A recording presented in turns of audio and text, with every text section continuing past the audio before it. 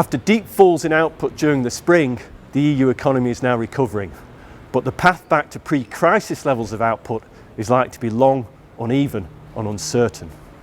Here in Brussels, for example, we've seen a closure of bars and restaurants, emphasising the pressure the crisis is putting particularly on the services sector.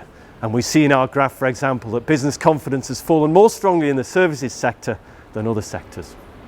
Overall, our autumn economic forecast suggests a 7% fall in output during 2020 in the EU, with the economy bouncing back with 5% growth in 2021.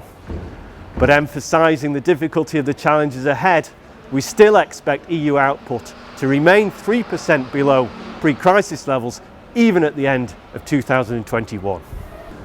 With the second wave of the virus apparently underway, the key issue for policymakers will be to ensure that there's no premature unwinding of the sorts of measures to support businesses and workers through the crisis, such as short-time working schemes and tax holidays, that's so crucial to ensuring that this doesn't lead to long-term scarring of the EU economy.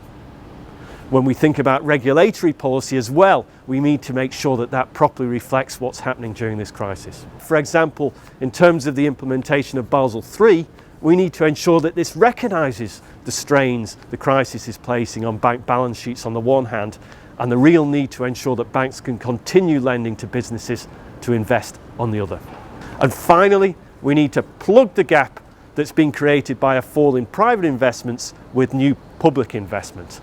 And that's why it's crucial that we get agreement between members of Parliament represented behind me and those in the European Council across the park to ensure rapid agreement and implementation of the EU's Next Generation Recovery Fund.